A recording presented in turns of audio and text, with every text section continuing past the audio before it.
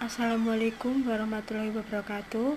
Kami dari kelompok 11 akan mempresentasikan hasil kerja kelompok kami tentang manajemen persediaan dengan anggota kelompok Yelvananda P, Yesi Krismonita, dan Yovanda Putriwi. Saya mengambil materi dari buku akuntansi manajemen penerbit Salemba 4. Pengertian manajemen persediaan. Manajemen persediaan adalah sebuah bagian dari perusahaan yang memiliki tugas untuk mengatur persediaan barang serta biaya terkait yang dimiliki oleh perusahaan. 1. Manajemen persediaan just in case. Manajemen persediaan penting untuk membentuk keunggulan kompetitif jangka panjang. Tingkat persediaan mempengaruhi harga jual, kualitas, perekaryasaan produk, kapasitas nganggur, waktu lembur, kemampuan merespon permintaan pelanggan, waktu tunggu, dan profitabilitas secara keseluruhan. A. Biaya persediaan. Jika persediaan berupa bahan baku atau barang yang dibeli dari sumber luar, maka biaya yang terkait dengan persediaan tersebut disebut biaya pemesanan dan biaya penyimpanan. Jika bahan baku atau barang diproduksi secara internal, maka biayanya disebut biaya persiapan dan biaya penyimpanan. 1. Biaya pemesanan atau ordering cost adalah biaya-biaya untuk menempatkan dan menerima pesanan. Contohnya mencakup biaya pemrosesan pesanan atau biaya administrasi dan dokumen, biaya asuransi untuk pengiriman, dan biaya pembongkaran. 2. Biaya persiapan atau penyetelan atau juga disebut start cost adalah biaya-biaya untuk menyiapkan peralatan dan fasilitas sehingga dapat digunakan untuk memproduksi produk atau komponen tertentu. Contohnya adalah upah pekerja bagian produksi yang tidak terpakai, biaya fasilitas produksi yang tidak terpakai atau penghasilan yang hilang, dan biaya uji coba produksi, tenaga kerja, bahan baku, dan overhead. Yang ketiga, biaya penyimpanan. Biaya penyimpanan adalah biaya-biaya menyimpan persediaan. Contohnya adalah asuransi, pajak persediaan, keuangan, biaya peluang dari dana yang terikat dalam persediaan, biaya penanganan, dan ruang penyimpanan persediaan. Biaya pemesanan dan persiapan mempunyai sifat yang sama. Keduanya mewakili biaya yang harus dikeluarkan untuk memperoleh persediaan. Satu-satunya perbedaan terletak pada sifat aktivitas sebelum perolehan. Jika permintaan tidak diketahui dengan pasti, maka akan timbul kategori ketiga dari biaya persediaan yang disebut biaya habisnya persediaan. Yang keempat, biaya habisnya persediaan adalah biaya-biaya yang terjadi karena tidak dapat menyediakan produk ketika diminta pelanggan. Contohnya penjualan yang hilang, biaya ekspedisi, serta biaya akibat produksi yang terganggu.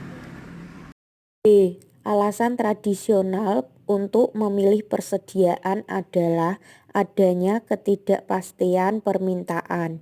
Jika permintaan produk lebih besar daripada yang diharapkan, persediaan dapat berfungsi sebagai cadangan yang memungkinkan. Terdapat beberapa alasan tradisional punya persediaan. 1. Laba maksimal merupakan biaya yang berkaitan dengan persediaan.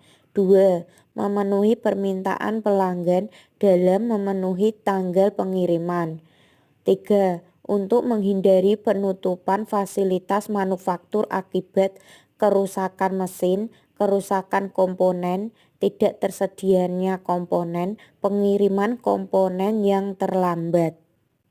Economic Order Quantity, model persediaan tradisional. EOQ merupakan contoh dari sistem persediaan yang didorong push inventory system, di mana perolehan persediaan diawali dengan antisipasi permintaan di masa mendatang, tetapi bukan reaksi terhadap permintaan saat ini. Biaya persediaan sama dengan biaya pemesanan per persiapan plus biaya penyimpanan. TC sama dengan PD per H CH per 2, di mana TC biaya pemesanan atau pengesetan dan biaya penyimpanan total.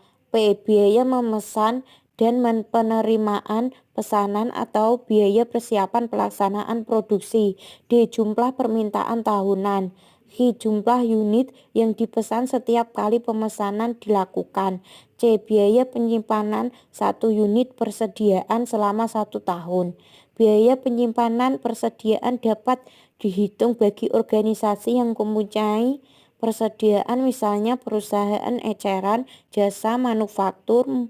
Model biaya persediaan yang menggunakan biaya pengesetan stok dan ukuran lot produksi sebagai masukan hanya terjadi pada perusahaan yang memproduksi sendiri persediaannya, misalnya suku cadang atau orang jadi. Dalam perusahaan jasa, mengasumsikan bahwa nilai-nilai berikut diterapkan untuk komponen yang digunakan dalam reparasi barang-barang elektronik. Komponen itu dibeli dari pemasok eksternal. D. 20.000 unit, H. 2.000 unit, P. 1.000 per pesanan, C.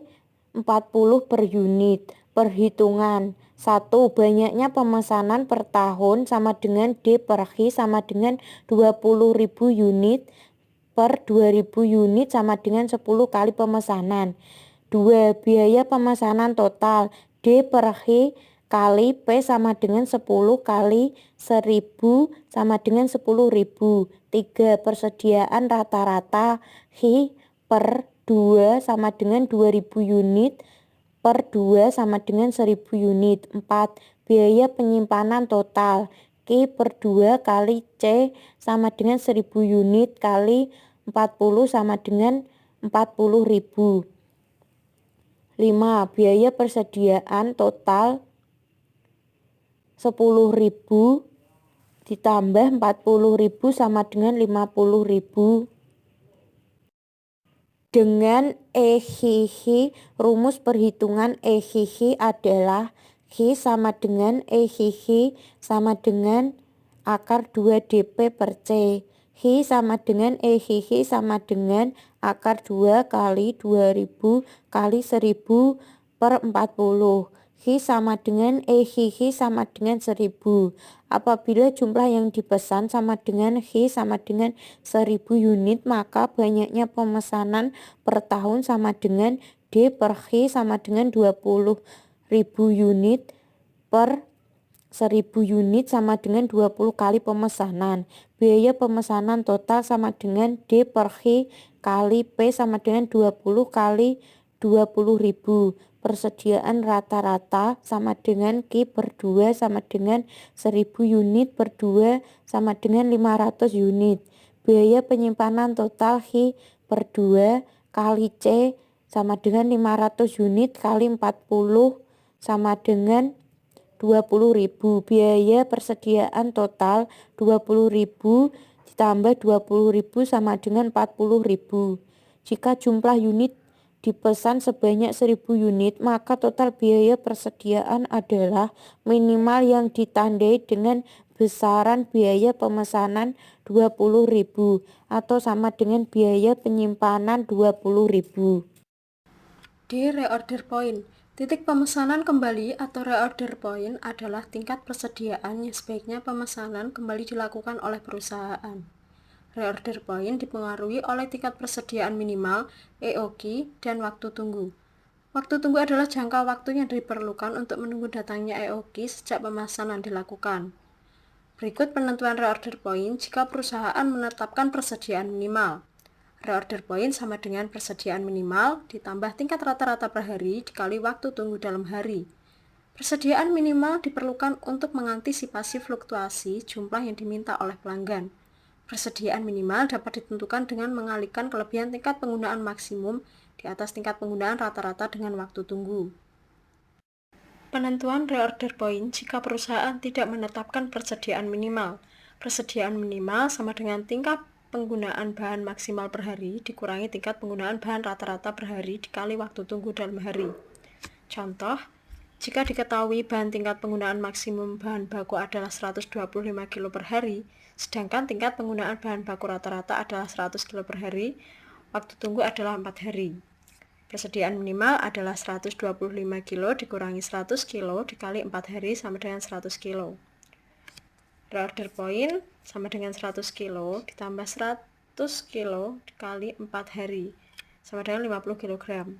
Berdasarkan hasil perhitungan di atas, pemesanan kembali dilakukan ketika tingkat persediaan bahan baku sebanyak 450 kg. Paragraf 12.1 menyajikan reorder point atau ROP dengan EOQ sebesar 1000 kg, ROP sebesar 500 kg, persediaan minimal sebesar 100 kg, dan waktu tunggu 4 hari.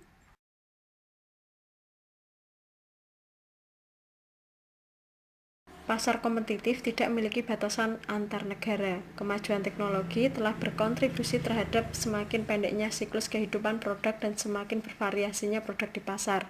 Tekanan kompetitif ini mendorong perusahaan untuk meninggalkan EOG dan mulai menggunakan pendekatan JIT. JIT mempunyai dua tujuan strategis, yaitu meningkatkan laba dan memperbaiki posisi kompetitif perusahaan. Kedua tujuan ini dicapai melalui pengendalian biaya, memperbaiki kinerja pengiriman, dan memperbaiki kualitas. JIT menawarkan efisiensi biaya dan juga fleksibilitas dalam merespon permintaan pelanggan terhadap kualitas produk yang lebih baik dan variasi produk yang lebih banyak. Kualitas dan efisiensi biaya adalah prinsip-prinsip dasar untuk persaingan tingkat dunia. JIT mempresentasikan peningkatan produktivitas secara berkelanjutan. Aktivitas tidak bernilai tambah adalah sumber utama pemborosan. Aktivitas bernilai tambah penting bagi perusahaan karena menciptakan nilai bagi pelanggan. JIT adalah pendekatan manufaktur yang memproduksi barang berdasarkan permintaan yang sesungguhnya ada, bukannya berproduksi dengan jadwal tetap berdasarkan pada proyeksi permintaan. Dalam pull system, permintaan pelanggan menarik bahan baku untuk proses produksi. Salah satu akibat JIT adalah pengurangan persediaan pada tingkat yang sangat rendah. Pencapaian tingkat persediaan yang rendah penting untuk keberhasilan. Menurut pandangan tradisional, pengadaan persediaan akan memecahkan beberapa masalah. Misalnya, penyelesaian masalah antara biaya pemesanan dengan biaya penyimpanan dilakukan dengan pemilihan tingkat persediaan yang meminimalkan jumlah kedua biaya tersebut. JIT menolak penggunaan persediaan sebagai solusi masalah-masalah tersebut di atas. Pada kenyataannya, persediaan tidak hanya dipandang sebagai pemborosan, tetapi juga dipandang berhubungan langsung dengan kemampuan berkompetisi perusahaan. Biaya pemesanan dan penyimpanan pendekatan JIT. JIT menggunakan pendekatan yang berbeda untuk meminimalkan biaya pemesanan dan penyimpanan total. Pendekatan tradisional memandang keberadaan biaya yang seharusnya terjadi dan kemudian berusaha menemukan kuantitas pemesanan yang menyeimbangkan terbaik kedua macam biaya tersebut. Kontrak jangka panjang, pengisian kembali berkelanjutan, dan electronic data interchange. Biaya pemesanan dapat dikurangi dengan pengembangan hubungan yang dekat dengan mengembangkan hubungan yang dekat dengan pemasok. Proses pengisian kembali berkelanjutan dipermudah dengan EDI atau Electronic Data Interchange. EDI memungkinkan pemasok mengakses database pembeli secara online. Kinerja tingkat atau DWDIT. Solusi JIT. Kinerja tingkat DWDIT adalah suatu ukuran kemampuan perusahaan untuk merespon kebutuhan pelanggan. JIT menyelesaikan masalah kinerja tingkat tidak dengan membentuk persediaan, tetapi dengan pengurangan waktu tunggu secara dramatis. Penghindaran shutdown dan reliabilitas proses. Pendekatan JIT. Kebanyakan shutdown atau penutupan bisnis terjadi karena 3 alasan, yaitu kegagalan mesin, bahan atau suku cadang yang buruk, dan tidak ketersediaan bahan atau suku cadang. JIT menyelesaikan ketiga masalah tersebut dengan menekankan pada pemeliharaan preventif, pengendalian kualitas, dan membangun hubungan baik dengan pemasok. Pemeliharaan preventif total. Kegagalan mesin nol adalah tujuan utama pemeliharaan preventif total. Pengendalian kualitas total. Masalah suku cadang atau bahan baku yang cacat dapat diselesaikan dengan pencapaian zero defects. Pengurangan suku cadang atau bahan yang cacat juga mengurangi justifikasi pengadaan persediaan yang diperlukan karena proses produksi yang tidak andal. Sistem Kanban. Sistem Kanban adalah sistem yang menjamin bahwa suku cadang atau bahan tersedia ketika dibutuhkan. Sistem Kanban adalah sistem informasi yang mengendalikan produksi melalui penggunaan kartu atau marker. Sistem Kanban yang berfungsi untuk menjamin bahwa produk atau suku cadang diproduksi dalam kuantitas yang diperlukan pada waktu yang tepat. Sistem Kanban menggunakan 3 macam kartu, yaitu kartu Kanban penarikan, kartu Kanban produksi, dan kartu Kanban pemasok. diskon dan peningkatan harga. Pembelian JET versus penyelenggaraan persediaan. Secara tradisional, persediaan diselenggarakan agar perusahaan dapat memperoleh keuntungan dari diskon kuantitas dan berjaga-jaga terhadap kemungkinan kenaikan harga barang yang diberi pada masa mendatang. Tujuannya adalah menekan biaya persediaan.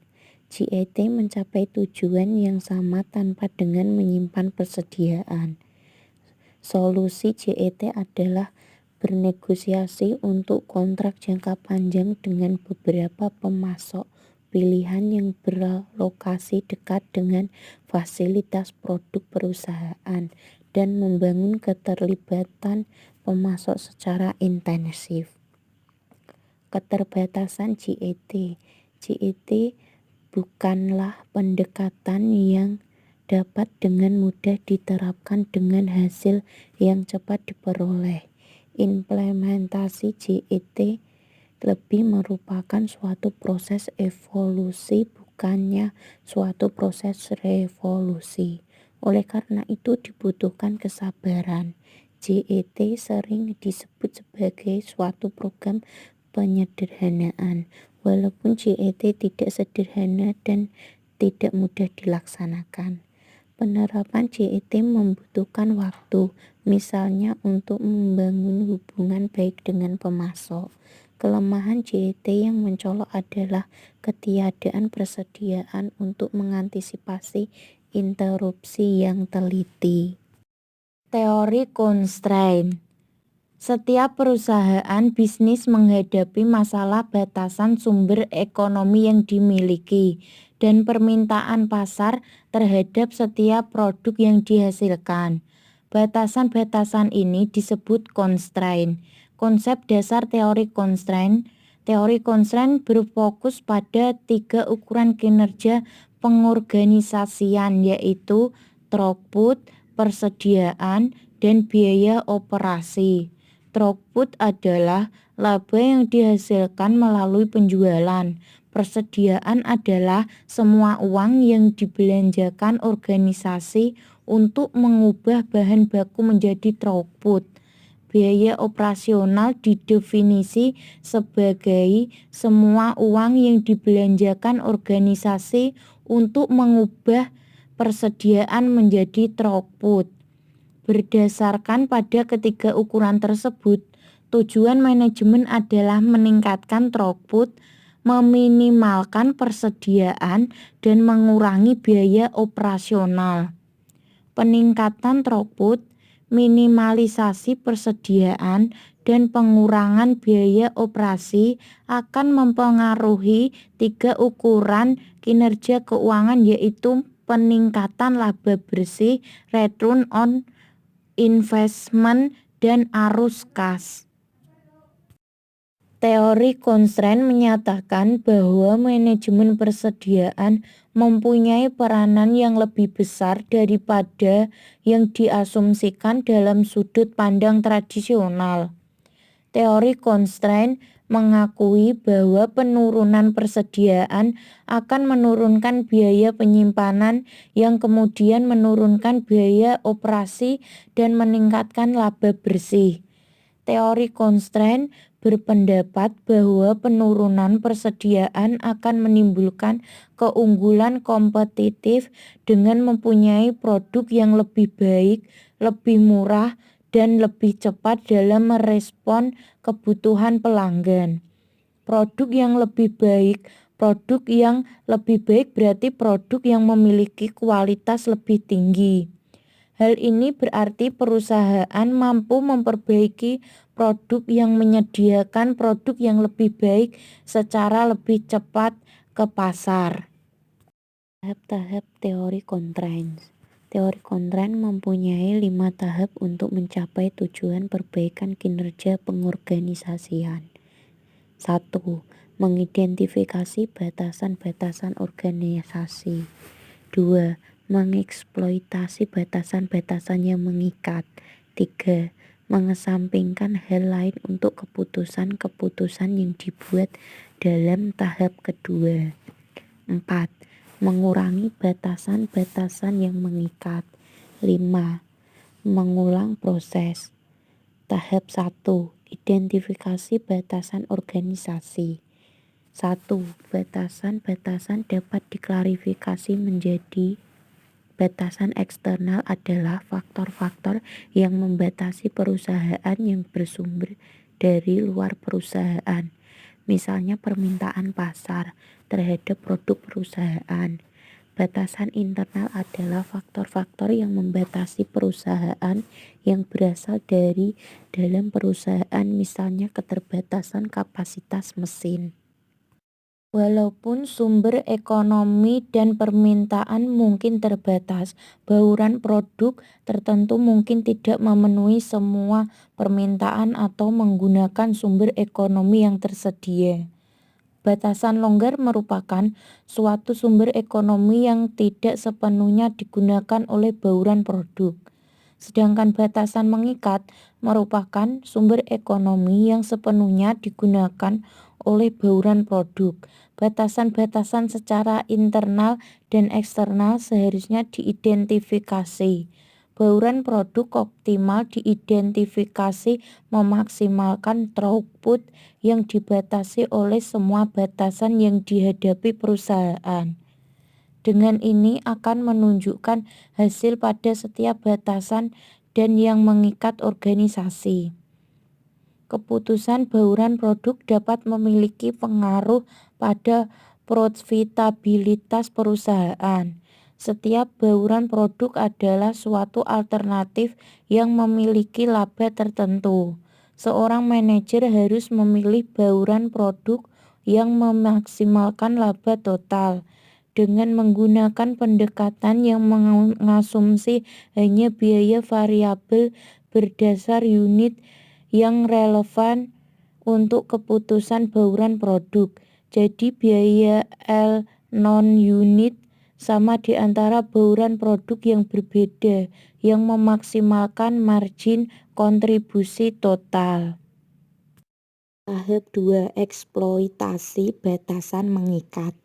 Tahap ini adalah inti dari filosofi constraints pada manajemen batasan jangka pendek secara langsung berhubungan dengan tujuan teori constraints untuk mengurangi persediaan dan memperbaiki kinerja.